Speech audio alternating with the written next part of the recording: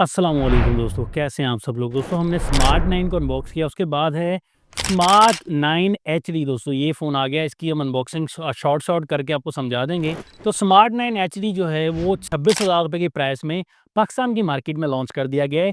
4 GB 64 GB हमारे पास available है। ये दोस्तों आपको क्या चीज़ें प्रोवाइड कर रहा है, क्या अच्छे फीचर प्रोवाइड कर रहा है या नहीं, क्या वाकई ये बजट फ़ोन हमारे लिए हो सकता है या पैसे ज़ाया करने वाली बात है, तो सीधी बात दोस्तों आपको वीडियो में बताएँगे दोस्तों। तो कंप्लीटली देखिएगा, सब्सक्राइब भी कर दीजिएगा दोस्तों, फॉलो कर लीजिएगा आप। यहाँ पर सामने की तरफ स्मार्ट 9 एचडी बॉक्स सेम है, सेम चीज़ें हैं, लेकिन 8 जीबी लिखा हुआ है। भाई ये मार्केटिंग स्ट्रेटजी जो है ये गलत है। 8 जीबी नहीं, 4 जीबी 64 जीबी है। यहाँ पर डुअल स्पीकर आपको मिलता है, 90 हर्ट्ज़ वाला 6.7 इंचेस का डिस्प्ले मिलता है और साइड पर कुछ मेंशन किया गया है। यहाँ पर डाउन साइड पर देखिए तो सारा कुछ फ़ोन के बारे में लिखा गया है दोस्तों। सारी चीज़ें दोस्तों ये सारा कुछ आगे चल के आपको बता देते हैं। यहाँ पर जैसे हम डब्बे को ओपन करते हैं, डब्बा खुलाई की रस्म पूरी करते हुए फ़ोन आ जाता है। फ़ोन को हम साइड पर कर दें, उसके बाद आपको एक हार्ड सा केस मिल जाता है, जो कि काफ़ी हार्ड है दोस्तों, फ़ोन पर निशान डालेगा लेकिन प्रोटेक्टिंग के लिए ठीक है। साथ में पेपर वर्क है। उसके बाद आपको चार्जिंग केबल टाइप सी वाली मिल जाती है और साथ में आपको सिम्युलेटर टूल मिल जाता है। चार्जर आपको 10 वॉट का ही मिलता है भाई। फ़ास्ट चार्जिंग का कोई इन्होंने तकल्लुफ़ नहीं किया कि फ़ास्ट चार्जिंग दे दी जाए, लेकिन नहीं, पैसे नहीं खर्च किए भाई, क्यों खर्च करें? लोगों को तो डिज़ाइन पसंद है, कौन-सा उन्होंने चार्जिंग तेज़ करनी है।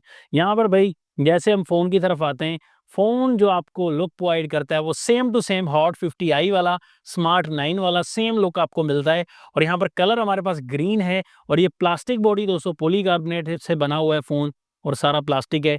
फ्रेम भी इस फ़ोन का प्लास्टिक है। तो डिज़ाइन पर हम ज़्यादा बात नहीं करेंगे, बट ये है कि प्यारा डिज़ाइन है, ठीक है। स्मार्ट 8 का जो डिज़ाइन था वो आईफ़ोन टाइप दिया गया था, लेकिन यहाँ पर थोड़ा-सा टोटली चेंज कर दिया है कैमरा मॉड्यूल्स को। और अगर जिसे ये डिज़ाइन पसंद आता है तो इसकी तरफ जा सकता है दोस्तों। स्मार्ट 8 का डिज़ाइन बेहतर था स्मार्ट 9 का, ये भी आप देखकर बताइएगा, बट ये है कि प्यारा लग रहा है दोस्तों डिज़ाइन, ठीक है। इसके अलावा राइट साइड पर पावर लॉक अनलॉक वाला बटन, यही हमारा फिंगरप्रिंट स्कैनर है। साथ में वॉल्यूम की rockers up and down, up side पर डुअल स्पीकर दिया गया है और यहाँ पर लेफ्ट साइड पर सिम ट्रे 3 स्लॉट वाली दी गई है और डाउन साइड पर 3.5 mm का ऑडियो जैक, प्राइमरी माइक दिया गया है, टाइप सी वाली चार्जिंग पोर्ट और आपको फर्स्ट स्पीकर इस फ़ोन का मिल जाता है। सामने की तरफ देखिए दोस्तों, आपको display same to same smart 9 जैसा मिलेगा। बेज़ल एक्सपीरियंस, चिन्ह थोड़े से बड़े मिल जाएँगे, बेज़ल्स भी बड़े, लेकिन फाइनली सेंटर पंच होल वाला है, चलो डिस्प्ले ये चीज़ आपको देखने को मिलती है। यहाँ पर सेम साइज़ का डिस्प्ले 6.7 इंचेस का एचडी प्लस 720p वाला एक आईपीएस पैनल है, साथ में 90 हर्ट्ज़ का रिफ्रेश रेट है। तो ये आपको दोस्तों यहाँ पर जो कलर्स विजिबिलिटी है वो तो नॉर्मल प्रोवाइड करेगा, ब्राइटनेस वगैरह बहुत ज़्यादा नहीं है इंडोर में। आप देख सकते हैं क्वालिटी डिस्प्ले की, तो आपको नॉर्मल ही प्रोवाइड करेगा। आउटडोर विजिबिलिटी देखिए तो वहाँ पर थोड़े से आपको थोड़े मसले-मसाइल नज़र आएँगे। ब्राइटनेस बहुत ज़्यादा नहीं, नॉर्मल है, कम देखने को मिलेगी ब्राइटनेस, बहुत ज़्यादा नहीं देखने को मिलती। बट ये है कि यूज़िंग में बात करें तो बिल्कुल ही थका हुआ है दोस्तों।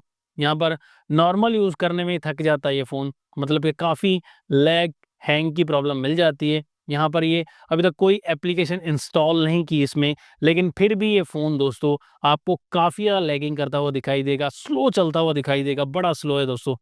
बहुत ज़्यादा स्लो चलता हुआ दिखाई देगा, तो बहुत रफ़ टच दी गई है और चलने के मामले में काफ़ी स्लो है। तो प्रोसेसर अच्छा लगाएँ, तो ये रिस्पॉन्स भी अच्छा करे और चले भी स्मूथ दोस्तों। इस चीज़ पर काफ़ी ध्यान देने की ज़रूरत है।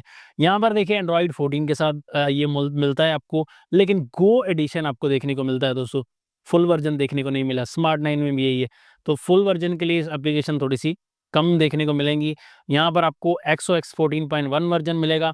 ऐप्स देखिए, यहाँ पर लाइट एप्लीकेशन आपको काफ़ी देखने को मिलेंगी। कोई ऐसी हाई एप्लीकेशन है फुल वाली जो एंड्रॉइड 14 वर्ज़न में सपोर्टेड है, वो यहाँ पर काफ़ी सपोर्ट नहीं करेगी। हमने बेंचमार्क स्कोर करने की भी बहुत टेस्ट किया था यहाँ पर, लेकिन ये बंद हो जाता है दोस्तों 82-83% पे। हमने सारे एंटूटू बेंचमार्क स्कोर निकाले लेकिन सब पे बंद हो गया। तो ये चीज़ें आपको देखने को मिलेगी। यहाँ पर आपको स्वाइप डाउन करेंगे तो फंक्शंस आप देखें, स्क्रीन रिकॉर्डिंग वगैरह मिल जाता है। यहाँ पर हाई ट्रांसलेट है, अल्ट्रा पावर सेविंग मोड, ये चीज़ आपको देखने को मिलती है नॉर्मल एयरफोन में। बाकी ये कि आपको सॉफ्टवेयर लाइट देखने को मिलता है काफ़ी। इस फ़ोन में जो प्रोसेसर लगाया गया है वो मीडियाटेक का हेलियो G50 लगाया गया है। ये काफ़ी लो चिपसेट लगाया गया है दोस्तों। ये P35 के आप मुकाबले में कह सकते हैं इन्होंने सिर्फ नाम बढ़ाया है, परफॉर्मेंस नहीं बढ़ाई बिल्कुल भी।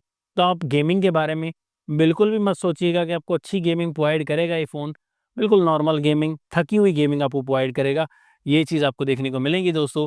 तो यहाँ पर आप एक्सपेक्ट नहीं कर सकते इससे गेमिंग फ़ोन, बिल्कुल भी नहीं कह सकते। यहाँ पर आप स्पीकर की क्वालिटी सुनिए, तो आप बताइए भई क्या कैसी है?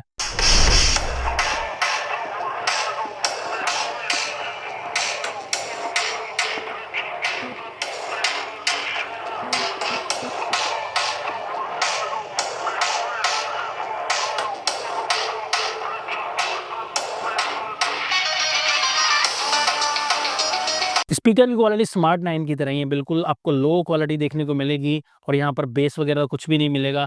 वॉल्यूम भी आपको 300% मिलता है, लेकिन काफ़ी लाउड नहीं है दोस्तों, काफ़ी स्लो वॉल्यूम दिया गया है। इस फ़ोन में आपको चार्जिंग जो है वो 10 वॉट की देखने को मिलती है और बैटरी 5000 एमएच की देखने को मिलती है, जिससे चार्ज करने के लिए दोस्तों 10 वॉट तकरीबन 2.5 से 3 घंटे ये फ़ोन लगा देगा।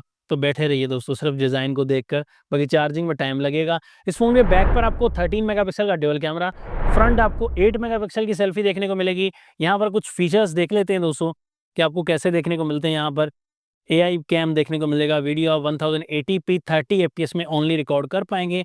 2K का ऑप्शन आपको बिल्कुल भी नहीं यहाँ पर मिलता और इसमें स्लो मोशन का ऑप्शन आपको देखने को मिलता है फीचर्स में, एआई कैम और इसके अलावा ब्यूटी मोड, पोर्ट्रेट वगैरह ये चीज़ें देखने को मिल जाती हैं। लाइव फ़ोटो लेते हैं, तो लाइव फ़ोटो में रिज़ल्ट देख सकते हैं, नॉर्मल है। इस फ़ोन के फ्रंट बैक कैमरा सैंपल्स लिए नॉर्मल कैमराज़ देखने को मिले हमें दोस्तों, बहुत अच्छे कैमराज़ देखने को नहीं मिले। यहाँ पर हाई एक्सपोज़र हो जाता है, कहीं पर यहाँ पर एक्सपोज़र कम ज़्यादा करते हुए नज़र आता है कहीं पर, और ये आपको लाइट भी यहाँ पर हाई सैचुरेटेड कलर्स भी प्रोवाइड करता हुआ दिखाई देगा। लो लाइट में देखें, डे लाइट में देखें, बिल्कुल सिंपल सा आप नॉर्मल कैमरा इस फ़ोन का कह सकते हैं, ज़्यादा हाई कैमरा नहीं है और ना इम्प्रूवमेंट की गई है।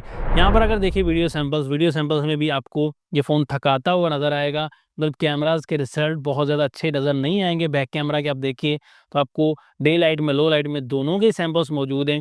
बिल्कुल नॉर्मल कैमरा आपको दिखाई देगा। अगर इसके साथ फ्रंट कैमरा ऐड कर दें तो फ्रंट भी आपको बिल्कुल ही आपको थके हुए रिज़ल्ट प्रोवाइड करता हुआ नज़र आएगा। बस वाइटनेस दिखेगी डे लाइट में, लो लाइट का भी साथ ही है। तो आपको बिल्कुल नॉर्मल हद तक कैमरा इस फ़ोन का दिखाई देगा। अच्छा कैमरा दोस्तों जिसे कह सकते हैं, वो कैमरा नहीं है। इम्प्रूवमेंट भी कैमराज़ के हिसाब से मुझे इतनी ज़्यादा नहीं दिखी। बाकी आप देखकर बताइएगा कि कैसा कैमरा लगा। दोस्तों फाइनल रिकमेंडेशन देना चाहूँगा कि स्मार्ट 9 सीरीज़ में स्मार्ट 8 से कैमराज़ के हिसाब से, चार्जिंग के हिसाब से ज़्यादा इम्प्रूवमेंट नहीं की गई। ओनली डिज़ाइन का यहाँ पर मुझे चेंज लगा, बाकी दोस्तों मुझे चेंज कोई नहीं लगा इस फ़ोन में। अब आपका क्या ख्याल है, स्मार्ट 9 एचडी की तरफ 26,000 की प्राइस में मेरे ख्याल में जाना चाहिए या नहीं जाना चाहिए? ये कमेंट्स में बताना है। नेक्स्ट वीडियो के लिए चाहता हूँ आपसे इजाज़त। अपना ख़्याल रखिएगा। अल्लाह हाफ़िज़। पाकिस्तान ज़िंदाबाद।